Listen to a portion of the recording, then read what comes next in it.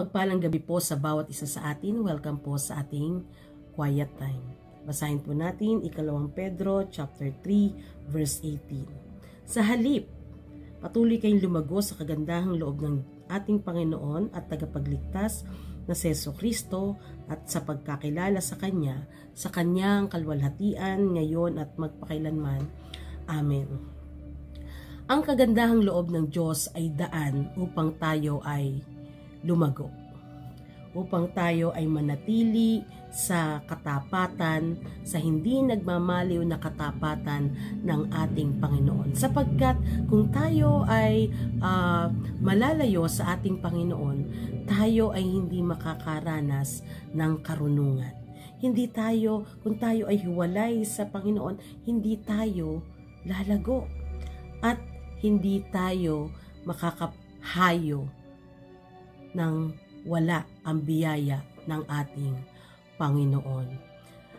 Kaya dito ay sinasabi na lumago sa kagandahang loob ng ating Panginoon at sa pagkakilala. Pagkakilala ito ay may kinalaman sa ating kaalaman. It is about knowledge, our knowledge. Sino ba ang Panginoon sa ating buhay? Siguro o marahil minsan hindi tayo nakakaramdam ng paglago sapagkat malayo tayo sa Panginoon. Hindi natin ganon kakilala ang ating Panginoon sapagkat wala tayong intimate o malalim na relasyon sa ating Panginoon. Tunay na napakahalaga ng biyaya ng Diyos sapagkat ang pagkakilala natin sa ating Panginoon ay nagpapakita na higit natin siyang makilala at maipakilala. Sapagkat mga kapatid, paano natin ipapakilala ang ating Panginoon sa iba kung hindi natin siya kilala sa ating buhay personally? Kaya ano ang kailangan natin? Na sa biyaya ng kagandahang loob ng Diyos, lumalim, tumibay, at higit na mapuno ng pag-ibig ang ating relasyon sa ating Panginoon. We have to commit ourselves to Jesus wholeheartedly,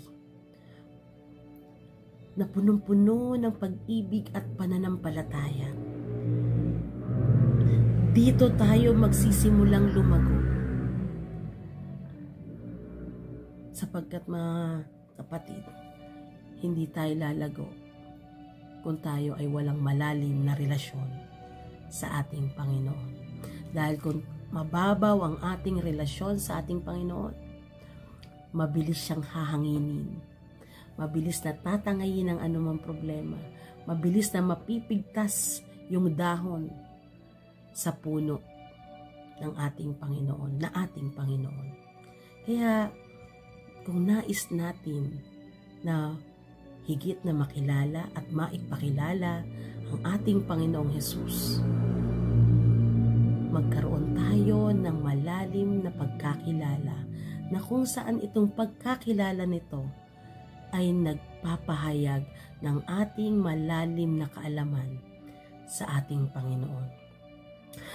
At sa Kanya ang kalwalhatian, ibig sabihin handa tayo na lumago, handa tayo sa hindi nagmamaliw na biyaya at kaalaman ng ating Panginoon, na handa tayong magpasakop, handa tayong maging bahagi ng pag-ibig ng Diyos, maging bahagi ng ministeryo ng Diyos, na ito ay nagiging daan upang tayo ay maging instrumento na walang ibang itataas sa ating buhay kundi ang ating Panginoon. Whatever happens sa ating buhay, lumalago man tayo sa pananampalataya, ikaw man ngayon ay matagal ng mananampalataya, walang ibang itinatanyag sa iyong buhay kundi ang ating Panginoon. Yung paglago natin ay dito ay hindi sa sarili nating pagtanyag, kundi mula dito sa mundong ito, dito sa sanlibutan, nahayag na ang langit na ipinahayag sa atin ng Panginoon. Kaya sa huling bahagi ng salita. Amen. Ito ay huling salita or final word na hindi ipinapakita na tapos na ang lahat ng bagay, kundi ito ay pagpapatibay. Pinagtitibay ang katotohanan na sa kabila ng bagay na hindi natin natitiyak sa hinaharap, we have the assurance of God's grace and knowledge.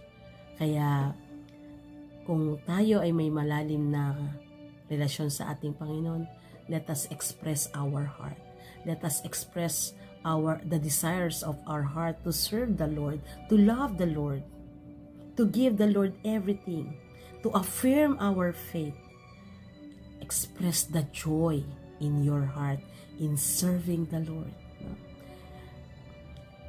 And express the declaration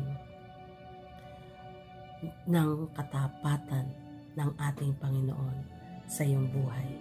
Express yourself. Express the desire of your heart, the affirmation of your faith, the joy of your heart, and the declaration of God's faithfulness sa buhay mo. Tayo manalangin. O Diyos na makapangyarihan sa lahat, we are so blessed that you want us to grow by grace and in knowledge.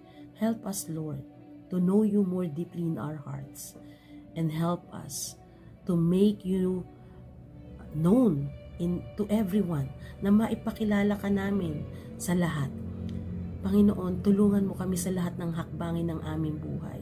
Kung kami man ay matagal ng Kristiyano, nawa matiyak namin sa aming puso ang aming kaligtasan, matiyak namin sa aming puso ang aming malalim na relasyon sa inyo, na hindi ang aming sarili ang itinatanyag, kundi ikaw lamang. We affirm and we declare, Lord, your faithfulness sa buhay namin. Kaya sa buhay ng iyong mga anak, sa buhay ng mga nakasubaybay, sa devotion na ito, sa quiet time na ito, maranasan nila ang iyong pagkilos, ang inyong pag-ibig, nasa saan man sila ngayon sa oras na ito, ipahayag niyo po ang inyong pagyakap sa kanila, na nawa, O Diyos, higit kang makilala sa kanilang buhay, sa lahat ng karanasan, sa lahat ng sitwasyon, kung paano ka gumagawa sa kanilang mga buhay. Lord, nawa po, huwag kaming mapahiwalay sa iyo, kundi higit kaming lumapit, kumapit at magtiwala, manampalataya sa iyong kapangyarihan at pag-ibig. Ito po ang aming panalangin sa tanging pangalan lamang ni Jesus. Amen. Amen. Mga kapatid, ang Diyos, ang ating Diyos na punong-puno ng kaalaman at karunungan, manalig tayo sa Kanya. God bless everyone.